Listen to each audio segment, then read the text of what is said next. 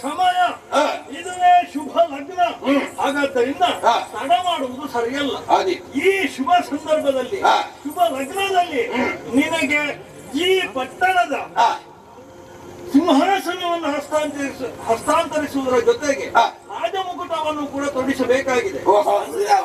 ನೀವೆಲ್ಲ ಕೆಲವೆಲ್ಲ ಕ್ಷೇತ್ರ ಪ್ರವೇಶ ಮಾಡಿದ್ರಲ್ಲ, ಗಂಗೆ ಯಮುನೆ ನರ್ಮದೆಲ್ಲ ಅಲ್ಲಿಂದೆಲ್ಲ ನೀವು ತೀರ್ಥ ಬಂದಿದ್ರಲ್ಲ ಅಲ್ವಾ? ಅದನ್ನು ನಾನೇ ಶೇಖರಣವಾಗಿರ್ತೇನೆ. ಹೌದಾ? ನಿಮಗೆ ಬೇಕಾಗ್ತದೆ. ನನ್ನ ಶಿಷ್ಯ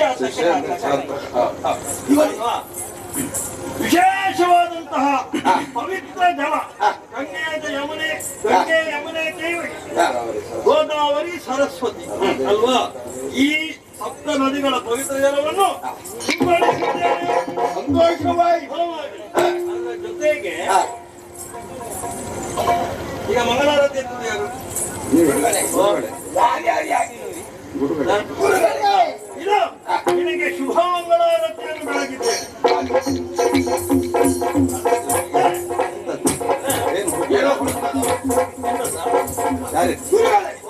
ಎಲ್ಲ ಸಿದ್ಧ ಆಗಿದೆ, ಎಲ್ಲ ಚೆನ್ನಾಗಿದೆ.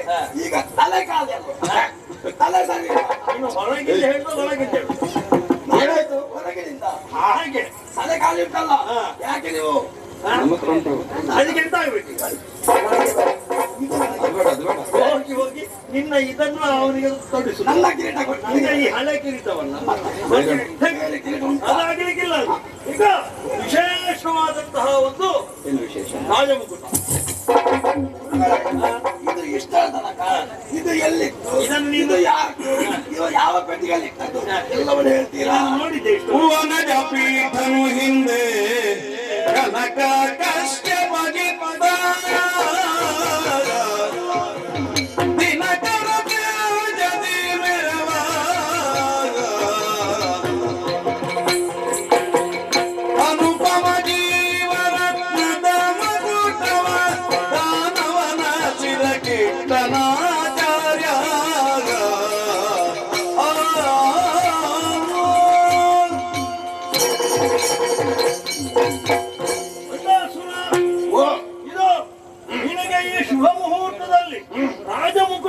ಶಿರಕ್ಕೆ ಧಾರಣೆ ಮಾಡುವವನಿದ್ದೇನೆ.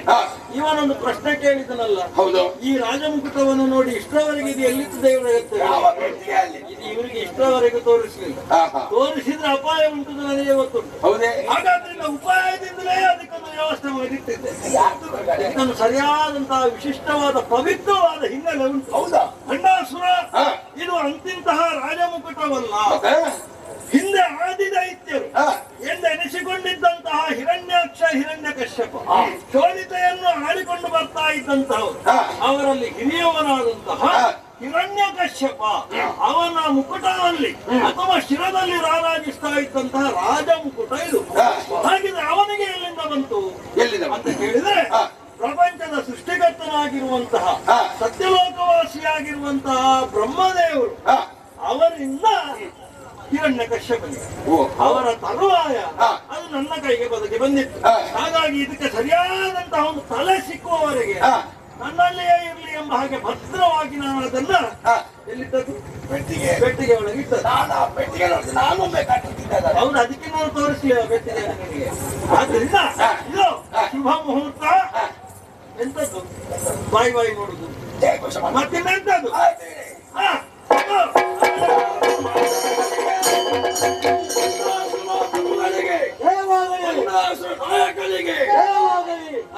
ಆಯ್ತಲ್ಲ, ರಾಜಮುಕುಟವನ್ನು ತೊಡಿಸಿದ್ದಾಯ್ತು. ಸರಿ, ಇಷ್ಟೇ ಇದ್ರೆ ಸಾಕಾಗುತ್ತದ? ಒಂದು ಊರಿನ ಅರಸ ಅಂತ ಹೇಳಿಕೊಳ್ಬೇಕು ಅಂತ ಇದ್ರೆ ಶಿರಸ್ಸಿನಲ್ಲಿ ಧಾರಣೆ ಇದ್ರೆ ಸಾಕಾಗುವುದಿಲ್ಲ. ಅದಕ್ಕೆ ಬೇಕಾಗುವಂತ ಆಯುಧಗಳು, ಛತ್ರ ಸಾಮರಾದಿಗಳು, ಇವುಗಳೆಲ್ಲ ಏನಿತ್ತದ್ದು ಕೈಕಾಲಿ. ಮತ್ತೆ ನಿನ್ನಂತವ್ರು ಬಂದ್ರೆ ಮತ್ತೆ ಕೈಯಲ್ಲಿ ತುಂಬಿದೆ. ಕೈಯಲ್ಲಿ ಏನಿಲ್ಲ ಅಂದ್ರೆ ಏನರ್ಥವ? ಕೈಯಲ್ಲಿ ಕಟ್ಟಿಬೇಕಲ್ಲ ಆಯುಧ, ರಾಜ ಆಯುಧ, ಪಟ್ಟದ ಕತ್ತಿ ಅಲ್ವಾ? ಈಗ ವಿಶೇಷವಾಗಿರುವಂತಹ ಪಟ್ಟದ ಕತ್ತಿಯನ್ನು ಕೂಡ ನಿನಗೆ ಹಸ್ತಾಂತರಿಸಿದ್ದೆ. ಈ ಮೂಲಕವಾಗಿ ಈ ಸಿಂಹಾಸನಕ್ಕೆ ಯಾವುದೇ ಅಪಾಯ ಒದಗಿ ಬರಕೂಡದು. ಹಾಗೆ ಈ ಪ್ರಪಂಚದಲ್ಲಿ ನಿನ್ನ ವಿರುದ್ಧವೂ ಕೂಡ ಅನ್ಯಾಯವಾಗಿ ಯಾರು ತಲೆ ಎತ್ತಕೂಡದು. ಅದರ ಸಂಕೇತವಾಗಿ ಈ ಪಟ್ಟದ ಕತ್ತಿ. ಹೇಳ್ತಾ ಇದ್ದ ಹಾಗೆ ಛತ್ರ ಚಾಮರಾದಿಗಳೆಲ್ಲವೂ ಕೂಡ ಒದಗಿ ಬಂತಲ್ಲ ಖಂಡಿತ. ಅಲ್ವಾ? ಸುಮಂಗಲೆಯರೆಲ್ಲರೂ ಕೂಡ ಆದ ಚಾಮರವನ್ನು ಬೀಸ್ತಾ ಇದ್ದಾರೆ. ಸಂತೋಷದ ಈ ಸಂದರ್ಭ.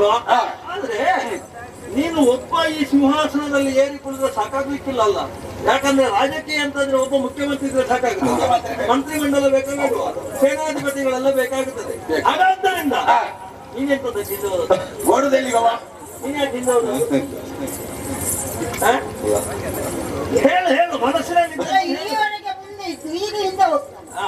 ಏನ್ ಮನಸ್ಸಿನಲ್ಲಿ ಏನಿದ್ರೆ ಹೇಳು. ಅಲ್ಲ, ನನಗೊಂದು ಪದವಿ ಕೊಡ್ತೀರಾ ಅಂತ. ಹಾಗೆ ಅದಕ್ಕೆ ಹಿಂದೆ ಹೋಗಿ ಕೇಳು. ಅಲ್ಲ, ಕಲ್ತ್ರೆ ನನಗೆ ಅಂತ ನಿರೀಕ್ಷೆ ಇದ್ದಾರೆ. ಮಂತ್ರಿಮಂಡಲದ ವ್ಯವಸ್ಥೆ ಆಗಬೇಕಾಗಿದೆ. ಹಾಗಾದ್ದರಿಂದ ಉಗ್ರ ತನ್ವನೇ ಮೊದಲಾಗಿರುವವರು ಅಷ್ಟಪ್ರಧಾನರನ್ನಾಗಿ ನಿನಗೆ ನೇಮಕ ಮಾಡಿದ್ದೆ. ಸಂತೋಷವಾಯಿತು. ಹಾಗೆಯೇ ಸಮಗ್ರವಾಗಿರುವಂತಹ ರಾಕ್ಷಸ ತಿಂತಿನಿಗೆ ಒಂದು ಸಮರ್ಥನಾದಂತಹ ಸೇನಾಧಿಪತಿ ಬೇಕಾಬೇಡುವ ಅಗತ್ಯವಿದೆ. ಹಾಗಾದ್ದರಿಂದ ಇದು ಕುಟಿಲಾಕ್ಷನಿದ್ದಾನೆ. ಹೌದಪ್ಪ, ಬಹಳಷ್ಟು ಕುಟಿಲಮತಿ ಇದ್ದಾನೆ. ಯಾವುದೇ ಸ್ಥಿತಿಯನ್ನು ಸಮರ್ಥವಾಗಿ ನಿಭಾಯಿಸುವಂತಹ ಚಾಕಚಕ್ಯತೆಯನ್ನು ಹೊಂದಿದವನಿದ್ದಾನೆ. ಅಂತಹ ಕುಟಿಲಾಕ್ಷನನ್ನೇ ನಿನಗೆ ಸಮರ್ಥನಾದಂತಹ ಸೇನಾಪತಿಯನ್ನಾಗಿ ನಿಯೋಜಿಸಿದ್ದೇನೆ. ಅಕ್ಕ ಅಕ್ಕ ಅಕ್ಕ ಹೇಳ್ತಾ ಹೇಳ್ತಾ ಇದ್ದ ಹಾಗೆ ಅಭಿಮಾನದವರಾಗಿ ಅದೆಷ್ಟೋ ಕೋಟಿ ಸಂಖ್ಯೆಯಲ್ಲಿ ರಾಕ್ಷಸರೆಲ್ಲರೂ ಮೂಲೆ ಮೂಲೆಯಿಂದ ಬಂದು ಸೇರ್ತಾ ಇದ್ದಾರೆ. ಜಯ ಘೋಷ ಆಕಾಶವನ್ನು ತಲುಪುತ್ತಾ ಉಂಟು. ಇದಕ್ಕಿಂತ ದೊಡ್ಡದಾದಂತಹ ಅಭಿಮಾನದ ವಿಚಾರ ಇನ್ನೇನು ಬೇಕು ಹೇಳು? ಏನೂ ಇಲ್ಲ. ಜಯ ಘೋಷ ಕೇಳ್ತಾ ಉಂಟು. ಸರಿ, ಅಂತೂ ಮಂತ್ರಿಮಂಡಲ ರಚನೆಯಾಗುವುದರ ಜೊತೆಗೆ ಈ ಶೂನ್ಯಕಾಪುರಕ್ಕೆ ಸಮರ್ಥನಾದಂತಹ ಅಧಿಕಾರಿಯ ನೇಮಕವೂ ಕೂಡ ಆಗಿ ಹೋಗಿದೆ. ಎಲ್ಲರೂ ಕೂಡ ನಿಮ್ಮ ನಿಮ್ಮದಾದಂತಹ ಹೊಣೆಗಾರಿಕೆಯನ್ನು ಸರಿಯಾಗಿ ನಡೆಸಿಕೊಂಡು ಹೋಗಿ ಎಂಬ ಹಾಗೆ ನನ್ನ ಅನುಗ್ರಹ. ಪಟ್ಟಾಭಿಷೇಕ ಆಯ್ತು, ಎಲ್ಲ ಆಯ್ತು, ಮನೆಗೆ ಮನೆಯಲ್ಲ. ಆದ್ರೆ ಇದೆಲ್ಲ ಆದ ನಂತರ ಇನ್ನೊಂದು ಊಟದ ವ್ಯವಸ್ಥೆ ಆಗ್ಬೇಕಲ್ಲ. ಊಟದ ತಪ್ಪಲೆಲ್ಲಿ ಈಗ ಊಟದ ವ್ಯವಸ್ಥೆ ಮಾಡ್ಲಿಕ್ಕೆ ಯಾರು ಮತದಾರರಿಗೆಲ್ಲ ಗೊತ್ತಾಗ್ಬೇಕಲ್ಲ. ಅದಕ್ಕೆ ಊಟದ ವ್ಯವಸ್ಥೆ ಆಗ್ಬೇಕು. ಆಯ್ತು ಆಯ್ತು, ಒಂದು ಆಜ್ಞೆ ಕೊಟ್ಟರೆ ಆಯ್ತು, ವ್ಯವಸ್ಥೆ ಆಗುತ್ತದೆ. ಮಾಡ್ಬೇಕು, ಆಯ್ತಲ್ಲ? ನನಗೆ ವ್ಯವಸ್ಥೆ ಬೇರೆ ಆಗ್ಬೇಕು. ಸರಿ, ಬನ್ನಿ ವಿಶ್ರಾಂತಿಯನ್ನು ಪಡೆಯೋಣ.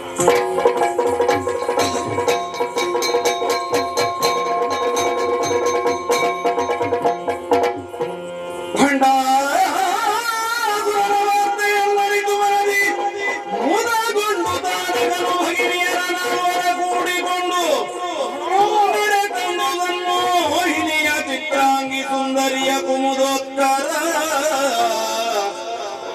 ಪುಂಡರಿ ಕಾಕಿಯರ ಧಾರೆಯನ್ನೆರೆದಿದ್ದ ಖಂಡ ಭೂಮಂಡಲದಿ ತನ್ನ 18 ಬ್ರಹ್ಮಾಂಡಗಳ ವರದಕ್ಷಿಣೆಯನಿತ್ತು ಮನ್ನಿಸುದ ಸಕಲರಂಬಿಕೊಂಡನು.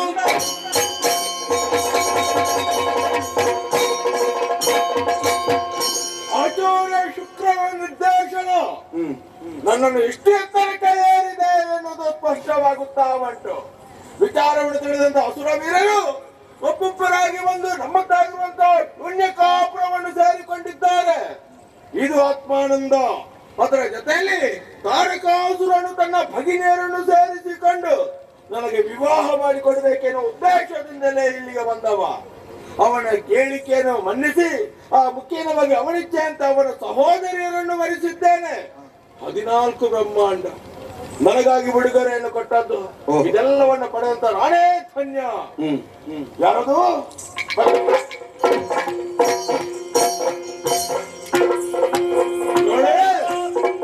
ಏನಾಗಬೇಕ ಹೇಳಿ. ತಿಳುಹಿದನು ನೀತಿಗಳ ಬಳಿಕ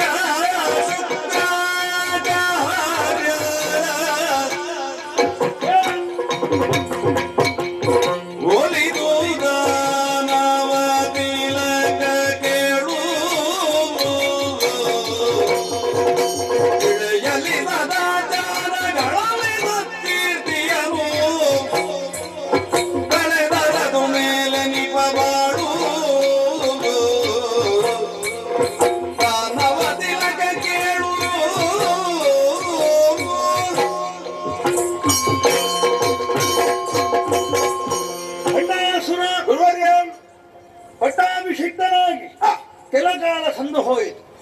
ನಿನ್ನ ವ್ಯವಸ್ಥೆಯನ್ನು ನೋಡುವಾಗ ಮನಸ್ಸಿಗೆ ಅತ್ಯಂತ ಸಂತೋಷವಾಗುತ್ತಾ ಉಂಟು. ಸರಿ ಅಲ್ವಾ? ಆದ್ರೆ ಕೇವಲ ವ್ಯವಸ್ಥೆ ವ್ಯವಸ್ಥೆ ಇಷ್ಟಕ್ಕೆ ಸೀಮಿತವಾಗ ಕೂಡದಲ್ಲ, ಬೆಳೆಯಬೇಕು. ಬೆಳೆಯಬೇಕು. ದೈತ್ಯರು ಕೇವಲ ಇಷ್ಟಕ್ಕೆ ತೃಪ್ತರಾಗಕೂಡದು, ಆಗುವುದಿಲ್ಲ. ದೈತ್ಯರು ದೈವತ್ವಕ್ಕೆ ಏರಬೇಕು ಹಾ. ಎನ್ನುವಂತಹ ಚಿಂತನೆ ನನ್ನದ್ದು. ಒಳ್ಳೆದು. ದೈವತ್ವಕ್ಕೆ ಏರಬೇಕು ಅಂತ ಇದ್ರೆ ಹಾ. ನನ್ನ ಚಿಂತನೆಯನ್ನ ಜಾರಿಗೊಳಿಸುವುದಕ್ಕೆ, ಹಾ. ಸತ್ಯವಾಗಿಸುವುದಕ್ಕೆ ಇನ್ನಕ್ಕಿಂತ ಒಳ್ಳೆಯ ನಾಯಕ ಇನ್ಯಾರು ಸಿಕ್ಕಲಿಕ್ಕಿಲ್ಲ. ಓಹೋ. ಯಾಕೆ? ಶಿವನ ಅನುಗ್ರಹಕ್ಕೆ ಪ್ರತ್ಯಕ್ಷನಾಗಿ ಪಾತ್ರನಾದವನು ನೀನು. ಹಾ. ಆದ್ರಿಂದ ಶಿವಾನುಗ್ರಹಕ್ಕೆ ಪಾತ್ರನಾದವನು ಹೇಗಿರಬೇಕು ಹಾ. ಎನ್ನುವಂತಹದ್ದು ಪ್ರಪಂಚಕ್ಕೆಲ್ಲ ಮಾದರಿಯಾಗಬೇಕು, ಹೌದು. ಅಲ್ವಾ? ಹೌದು. ಹಾಗಿದ್ರೆ ಹಾ. ದೈತ್ಯ ಸಂಕುಲ ಹಾ. ಬೆಳವಣಿಗೆಯನ್ನು ಹೊಂದಬೇಕು, ಶಾಶ್ವತವಾಗಿ ಈ ಪ್ರಪಂಚದಲ್ಲಿ ಹೆಸರು ಮಾಡಬೇಕು ಅಂತ ಇದ್ರೆ ಅದಕ್ಕೆ ಕೆಲವಾರು ನೀತಿಗಳಿದ್ದಾವೆ. ಹಾ. ಆ ನೀತಿಗಳನ್ನು ನಿನಗೆ ಅರ್ಹುದಕ್ಕೆ ಸಂತೋಷ ಪಡ್ತೇನೆ. ಆಯ್ತು. ಆದ್ರೆ ಹಾ. ಈ ನನ್ನಲ್ಲಿ ಕೇಳ್ಬೋದು, ಈ ತನಕದವರು ಯಾಕೆ ಬಾಳಿ ಬದುಕಲಿಲ್ಲ ಅಂತ. ಆಹಾ. ಅದನ್ನೇ ನಾನೀಗ ಹೇಳಲಿಕ್ಕೆ ಹೊರಟದ್ದು. ಈ ತನಕದವರು ಏನನ್ನು ಮಾಡಲಿಲ್ವೋ ಅದು ನಿನ್ನಿಂದ ಮಾಡಲ್ಪಟ್ರೆ ಖಂಡಿತವಾಗಿಯೂ ಈ ಪ್ರಪಂಚದಲ್ಲಿ ದೈತ್ಯ ತಿಂತಿಣಿ, ದೈತ್ಯ ಸಂಕುಲ ಶಾಶ್ವತವಾಗಿ ನೆಲೆ ಊರ್ತದೆ, ಕೀರ್ತಿ ಪತಾಕೆಯನ್ನ ಮೇಲೆ ಇರಿಸ್ತದೆ ಎನ್ನುವಂತಹ ಹೆಪ್ಪಯಕೆಯನ್ನು ಹೊಂದಿದವನು ನಾನು. ಮುಖ್ಯವಾಗಿ ಏನು ಗೊತ್ತೋ, ಸದಾಚಾರ, ಶೀಲ ಎನ್ನುವಂತಹದ್ದು ಮುಖ್ಯವಾಗುತ್ತದೆ. ಈ ಎರಡು ವಿಚಾರಗಳನ್ನು ಯಾರು ತನ್ನ ವ್ಯಕ್ತಿತ್ವದಲ್ಲಿ ಹೊಂದಿಸಿಕೊಂಡಿರ್ತಾನೋ ಅವನು ಖಂಡಿತವಾಗಿಯೂ ಔನ್ನತ್ಯಕ್ಕೆ ಇರ್ತಾನೆ. ಉದಾಹರಣೆ ಕೊಡಬಹುದು, ಪ್ರಹ್ಲಾದ ಸದಾಚಾರ ಸಂಪನ್ನನಾಗಿದ್ದವ, ಶೀಲವನ್ನು ಹೊಂದಿದ್ದವ. ಏನು ಮಾಡೋಣ, ತನ್ನ ಶೀಲವನ್ನೇ ಇನ್ನೊಬ್ಬರಿಗೆ ಕೊಡುವಷ್ಟು, ದಾನ ಮಾಡುವಷ್ಟು ಶೀಲತ್ವ ಆತನಲ್ಲಿ ಇತ್ತು ಅಂತ ಇದ್ರೆ ಎಂತಹ ಔನ್ನತ್ಯ ನೋಡು, ಎಂತಹ ಒಂದು ವಿಶಿಷ್ಟವಾದಂತಹ ಮನೋಭಾವ ಅದು. ಹಾಗಿದ್ರೆ ಸದಾಚಾರ ಮುಖ್ಯ. ಯಾಕೆ? ಪ್ರಪಂಚದಲ್ಲಿ ಅನೇಕರಿದ್ದಾರೆ, ಕೆಲವರು ಆಚಾರ ಮಾತ್ರ, ಅವರಲ್ಲಿ ವಿಚಾರ ಇಲ್ಲ. ಕೆಲವರಲ್ಲಿ ವಿಚಾರ ಮಾತ್ರ, ಅದು ಆಚಾರದಲ್ಲಿಲ್ಲ. ಈ ಎರಡು ಯಾವಾಗ ಅನುಸಂಧಾನವಾಗುತ್ತದೆ ಆವಾಗ ವ್ಯಕ್ತಿತ್ವ ಉನ್ನತಕ್ಕೆ ಇರ್ತದೆ. ಆತ್ಮಾನುಸಂಧಾನ ಹಾಗೆ ಆತ್ಮೋನ್ನತಿ, ಇದನ್ನ ಕಾಪಿಟ್ಟುಕೊಳ್ಳುವುದಕ್ಕೆ ಇನ್ನೂ ಕೆಲವಾರು ಮಾರ್ಗಗಳನ್ನು ಹೇಳುವುದಕ್ಕೆ ಇಷ್ಟಪಡ್ತೇನೆ. ಹವಿರ್ಭಾಗಗಳ ನೀವುದನು ಯಾಗಾದಿಗಳ ಹವಿರ್ಭಾಗಗಳ ನೀವುದನು ರಾಗರಿಂ ದೇವತೆಗಳಿಂಗೆ ನೀಗದೆ ಸದಾಚಾರ ನಾರಿಯರ ಮೋಹಕ್ಕೊಳಗಾಗಿ ಕೆಡದಿರುವುದು ಧರ್ಮದಲ್ಲಿ.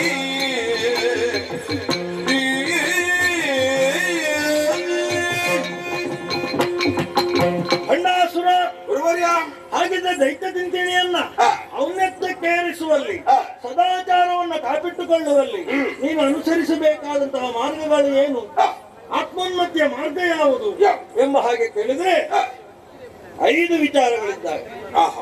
ದೇವ ಪೂಜೆ, ಗುರು ಸೇವೆ, ಸ್ವಾಧ್ಯಾಯ, ಸಂಯಮ, ತಪ. ಈ 5 ವಿಚಾರಗಳನ್ನು ನಿನ್ನ ವ್ಯಕ್ತಿತ್ವದಲ್ಲಿ ನೀನು ಮೈಗೂಡಿಸಿದ್ದೇ ಹೌದು ಅಂತಾದ್ರೆ ಎಲ್ಲವೂ ಸಾಧ್ಯ. ದೇವ ಪೂಜೆ, ಶಿವ ಪೂಜೆಯನ್ನು ನೀನು ನಿತ್ಯವೂ ಅನುಷ್ಠಾನಕ್ಕೆ ತರತಕ್ಕದ್ದು. ಶಿವಾನುಗ್ರಹವನ್ನು ಹೇಗೂ ಪ್ರತ್ಯಕ್ಷವಾಗಿಯೇ ಪಡೆದುಕೊಂಡವನು ದೀರ್ಘವಾದಂತಹ ತಪದ ಮೂಲಕವಾಗಿ. ಅವರ ನಿರ್ದೇಶನ ಏನಿದೆ ಆ ನಿರ್ದೇಶನವನ್ನು ನೀನು ಚಾಚೂ ತಪ್ಪದೆ ಪರಿಪಾಲಿಸಿಕೊಂಡು ಹೋಗಬೇಕು. ಹಾಗೆಯೇ ಗುರು ಸೇವೆ, ಗುರು ಅಂದ್ರೆ ಶುಕ್ರಾಚಾರ್ಯ ಅಂತ ಅರ್ಥ ಅಲ್ಲ. ಗುರು ಹಿರಿಯರು ಯಾರೆಲ್ಲ ಇದ್ದಾರೆ ಅವರನ್ನು ಪ್ರಾಮಾಣಿಕತೆಯಿಂದ, ಭಕ್ತಿ ಭಾವದಿಂದ ಕಾಣುವಂತಹದ್ದು, ಅವರ ನಿರ್ದೇಶನಕ್ಕೆ ಮರ್ಯಾದೆಯನ್ನು ನೀಡುವಂತಹದ್ದು. ಸ್ವಾಧ್ಯಾಯ ಅಂದ್ರೆ ಕೇವಲ ಪುಸ್ತಕವನ್ನೇ ಓದಿ ಅದರ ಬದನೆಕಾಯಿಯನ್ನೇ ತಿನ್ನುವುದು ಅಂತ ಅರ್ಥ ಅಲ್ಲ. ಬದಲಾಗಿ ತಿಳಿದುಕೊಳ್ಳುವಂತಹ ಹಂಬಲ, ಸದಾ ತಿಳಿದುಕೊಳ್ಳಬೇಕು ಅಥವಾ ಅನುಭವವನ್ನು ಹೊಂದಬೇಕು ಎನ್ನುವಂತಹ ಕುತೂಹಲ, ಜಾಗೃತವಾಗಿರಬೇಕು ಎನ್ನುವಂತಹದ್ದು ಅರ್ಥ. ಹಾಗೆ ಸಂಯಮ, ಯಾವ ಕಾರಣಕ್ಕೂ ಕೂಡ ಅವಸರವನ್ನು ಪಡುವುದು ಅಥವಾ ಹೆಣ್ಣು ಮಕ್ಕಳ ಕುರಿತಾಗಿ ಅಥವಾ ಇನ್ನು ಪ್ರಾಣಿಗಳ ಕುರಿತಾಗಿ ಅವಸರವನ್ನು ತಳೆದು ಬೇಡವಾದಂತಹ ವಿಚಾರಗಳಲ್ಲಿ, ಅನಾಚಾರಗಳಲ್ಲಿ ತನ್ನನ್ನು ತಾನು ತೊಡಗಿಸಿಕೊಳ್ಳುವುದು. ಹಾಗೆಯೇ ಕೊನೆಯದಾದಂತಹ ತಪ ಅಂದ್ರೆ ತ್ಯಾಗ, ತಲ್ಲೀನ ಹೊಂದುವುದು, ಇದು ಬಹಳ ಮುಖ್ಯ. ಹಾಗಾದ್ರಿಂದ ಯಾಗ, ಯಜನ, ಧ್ಯಾನ, ತಪಸ್ಸು ಮೊದಲಾದಂತಹ ವಿಚಾರಗಳಲ್ಲಿ ನಿನ್ನನ್ನು ನೀನು ತೊಡಗಿಸಿಕೊಳ್ಳುವುದರ ಮುಖಾಂತರವಾಗಿ ನನ್ನ ಹೆಸರನ್ನು ಸಮಗ್ರವಾಗಿ ದೈತ್ಯ ಕುಲವನ್ನು ದೈವತ್ವಕ್ಕೆ ಏರಿಸಬೇಕು ಎನ್ನುವಂತಹ ವಾಂಛೆಯನ್ನು ನಾನು ಹೊಂದಿದ್ದೇನೆ. ನನ್ನ ವಾಂಛೆಯನ್ನು ಈಡೇರಿಸ್ತಿ ಎನ್ನುವಂತಹ ವಿಶ್ವಾಸವು ನನ್ನಲ್ಲಿ ಅಪರಿಮಿತವಾಗಿದೆ. ಆದಿತಲ್ಲ, ಗುರುವರ್ಯ ಓ ಯಾವ ನಂಬಿಕೆಯನ್ನು ನನ್ನ ಮೇಲೆ ಇರಿಸಿಕೊಂಡಿದ್ದೀರೋ ಹಾ. ಅದು ಖುಷಿಯಾಗುವುದಕ್ಕೆ ಸಾಧ್ಯವೇ ಇಲ್ಲ. ಹಾ. ಈ ಕ್ಷಣದಿಂದ ದಿಟವಾಗ್ತದೆ ಎಂಬುದನ್ನು ಭಾವಿಸಿ ಹಾ. ಹೇಳಿದಂತೆ ನಡೆಯುವುದಕ್ಕೆ ನಾನು ಸಿದ್ಧನಾಗಿದ್ದೇನೆ. ಹೌದಲ್ಲ ಖಂಡಿತ. ಹಾಗಿದ್ರೆ ನಿನಗೆ ಶ್ರೇಯಾಭಿವೃದ್ಧಿ ರಸ್ತು ಶುಭವಾಗಲಿ. ಆಯ್ತು. ದೈತ್ಯರೆಲ್ಲರೂ ಮೀರದಿದ್ದರು ಸತ್ಯ ಧರ್ಮಗಳನ್ನು ಗುರುವರ ನಿತ್ತ ನೇಮದ ತರದಿ ನಡೆದರೆ ಶೂನ್ಯಕಾಪುರವು ಸತ್ವದಲ್ಲಿ ಶೋಭಿಸಿತು ಮೆರವ ಸವಿತ್ರ ಋಷ್ಯಾಶ್ರಮದ ತರದಲ್ಲಿ ದೈತ್ಯ ಸಂಕುಲ ಬಂದು ಬೋಧಿಸುತ್ತ ಇದ್ದರಡಿಗಡಿಗೆ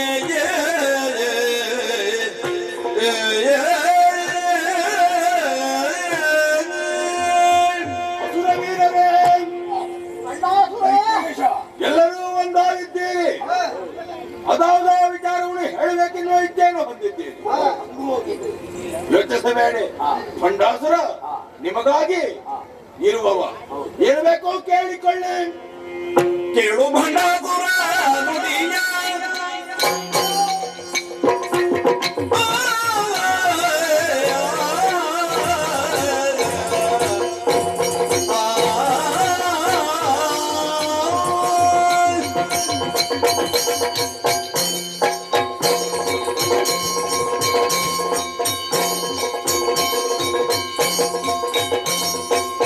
ಕೇಳು ಭಂಡಾಸುರ ನುಡಿಯ ಸುವಿಶಾಲ ಕೀರ್ತಿಯುತನವರೆಯ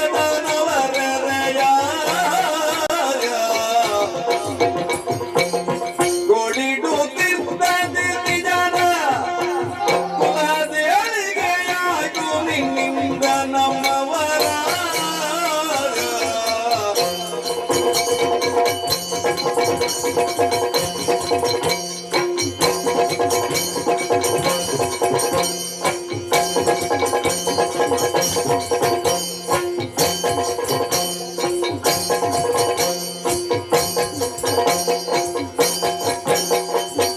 ಕೇಳು ಭಂಡಾಸುರ ನುಡಿಯ ಸುವಿಶಾಲ ಕೀರ್ತಿಯುತನವರೆಯ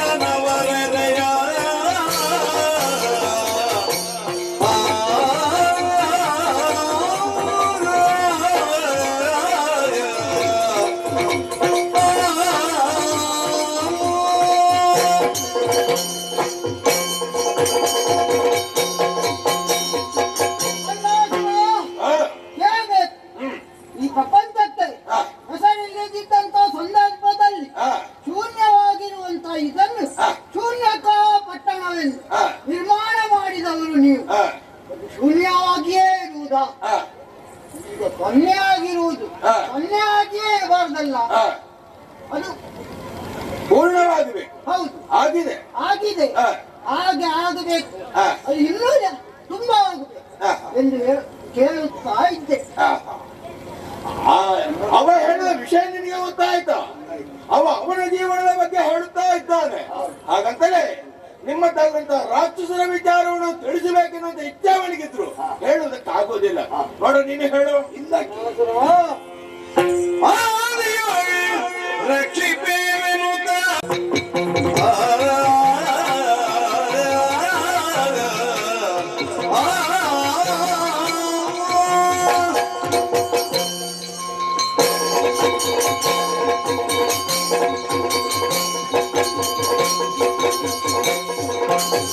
ಆದಿಯೋಳ್ ರಕ್ಷಿಪೇವೆನುತ ಬೇಡವಾದಯ ನಿಧಿ ಬೊಮ್ಮಗೆ ಮಗಾಜೆಯಿತ್ತ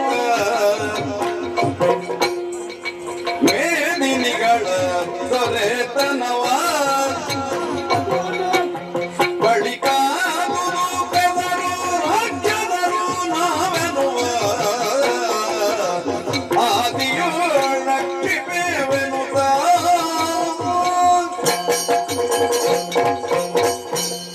ಅಣ್ಣಾಸುರ, ಆ, ನಮಗಾದಂತಹ ವಸ್ತುಸ್ಥಿತಿಯಲ್ಲಿ ಒಂದೊಮ್ಮೆ ನಮಗೆ ಒಂದೊಂದು ಅಧಿಕಾರವನ್ನಿಟ್ಟು ನಮ್ಮನ್ನು ರಕ್ಷಿಸುವವನು ನೀನು. ಆ, ಬಂಡಾಸುರ, ಆ. ಈ ಕ್ಷಣದ ಹೊತ್ತಿನಲ್ಲಿ ನಾವು ಹೇಳಬೇಕಾದಂತಹ ಮಾತು ಆ. ಆದಿಯಲ್ಲಿ ಆ. ನಮಗೊಂದು ವಸ್ತುಸ್ಥಿತಿಯನ್ನು ನಿರ್ಮಿಸಿದವನು ಆ, ಆ ಬ್ರಹ್ಮದೇವ ಓಹೋ. ವೇದಿಯನ್ನು ನಿರ್ಮಿಸಿ ಆ. ನಮಗಲ್ಲಿ ಅಧಿಕಾರವನ್ನು ಕೊಟ್ಟವನು. ಆ ಅಧಿಕಾರವನ್ನು ಆರಾಧಿಸುತ್ತಿರುವಂತಹ ವೇಳೆಯಲ್ಲಿ ವಿಷ್ಣುವು ಕಪಟತನದಿಂದ ಅದರ ಅಧಿಕಾರವನ್ನು ದೇವತೆಗಳಿಗೆ ಕೊಟ್ಟ. ನಮಗೆ ಅಧಿಕಾರ ಭಾವವೂ ಇಲ್ಲದೆ ಹೋಯಿತು. ಅಂದ್ರೆ ನಿನ್ನ ಮಾತಿನಿಂದ ಸ್ಪಷ್ಟವಾಗುತ್ತಾ ಉಂಟು, ದೇವತೆಗಳಿಗೂ ಅಸುರರಿಗೂ ಸರಿ ಬರುವುದಿಲ್ಲ ಎಂಬುದು ವೈರತ್ವ ಹಿಂದಿನಿಂದಲೇ ಇದೆ, ಹಿಂದಿನಿಂದಲೇ ಬಂದಿದೆ. ಹೌದು. ಅದು ಬೆಳೆಯುವರೆ ಏನು ಕಾರಣ ಅಂತ ಹೇಳಬಹುದಾ? ಸರದಿ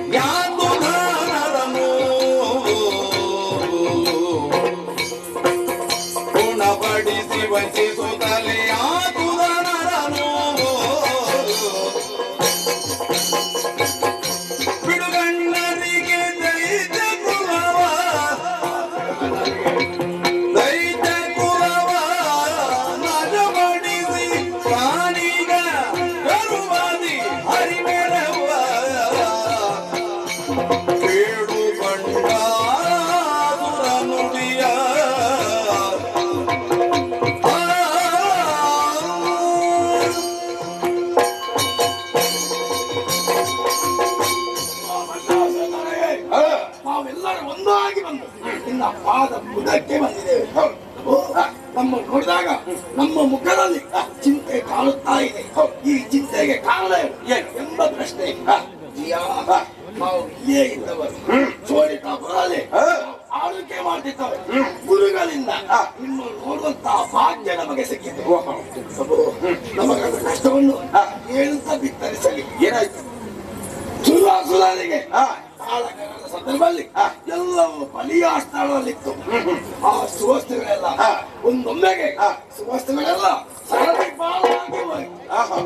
ಆ ಸಂದರ್ಭದಲ್ಲಿ ಹರಿ ಬಂದು ಹೇಳಿದ, ಏನು ಕಳೆದು ಹೋದ ವಸ್ತುಗಳೆಲ್ಲ ಮುಂದಕ್ಕೆ ಬರ್ಬೇಕಾದ್ರೆ ನಿಮ್ಮ ಸಾಧನೆ ಬೇಕು, ನಿಮ್ಮ ಪ್ರಯತ್ನ ಬೇಕು ಅಂತ ಯಾವ ರೀತಿಯಲ್ಲಿ ಕೇಳಿದಾಗ ಸರದಿಯನ್ನು ಮತನ ಮಾಡಬೇಕು.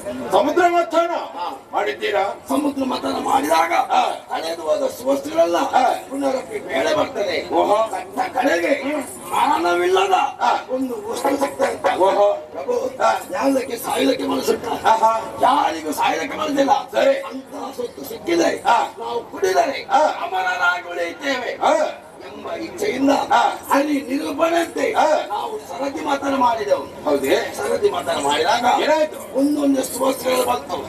ಎಲ್ಲವೂ ಸ್ವರ್ಗವನ್ನು ಪ್ರವೇಶ ಮಾಡಿತು. ದೇವಲೋಕವನ್ನು ಸೇರಿತು. ಆಗ ಸ್ವರ್ಗಲೋಕ ನಮ್ಮವರಲ್ಲಿತ್ತು. ಒಳ್ಳೆಯದು.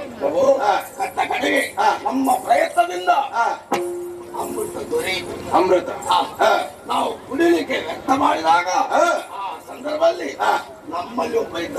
ಯಾರು? ಅವಸರ ಪುರುಷ. ಆ ಸ್ವರ್ಪಾಲು ಅವ ದೇವತೆಗಳ ಪೈಕಿಯಲ್ಲಿ ಕುಳಿತ. ಇವ ಕುಳಿತದನ್ನು ಮೇಲಿನ ನಭೋವಾಣಿ ಆಯ್ತು. ಒಂದು ಆಕಾಶವಾಣಿ ಬಂತು. ದೇವತೆಗಳ ಪೈಕಿಯಲ್ಲಿ ಸ್ವಲ್ಪ ಕೂತಿದ್ದಾನಂತ. ಮೋಹಿನಿಯ ಕೈಯಲ್ಲಿ ಸೌಟಿತ್ತು. ಆ ಸೌಟು ಹೋಗಿ ಚಕ್ರವಾಯಿತು. ಸ್ವಲ್ಪ ರುಂಡಮುಂಡ ಈಗ ಮೇಲಿನಿಂದ ರಾವು ಕೆಟ್ಟರಾಗಿ ರಂಜಿಸ್ತಾ ಇದ್ದಾರೆ. ಅಂದಿನಿಂದ ಇಂದಿನವರೆಗೆ ಅದೇ ನಮ್ಮನ್ನು ದೂಷಿಸ್ತಾ ಇದ್ದಾನೆ. ನಮ್ಮ ಮೇಲೆ ಕನ್ನ ಇಟ್ಟಿದ್ದಾನೆ. ಸ್ವಲ್ಪ ಲೋಕವನ್ನು ಅವರಿಗೆ ಕೊಟ್ಟಿದ್ದಾನೆ. ಅಲ್ಲಿ ಈಗ ಪಿಂಕದಿಂದ ಬೆಳೀತಾ ಇದ್ದಾನೆ.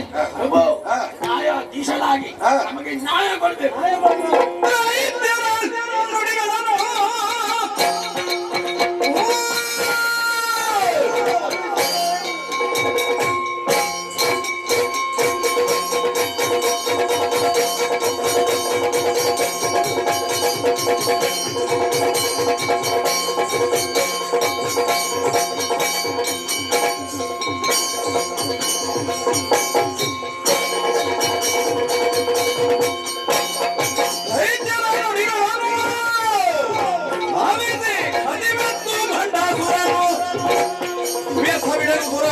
ನಾಶನಾದವರು ನಾಶ ಮಾಡ್ತಾರೆ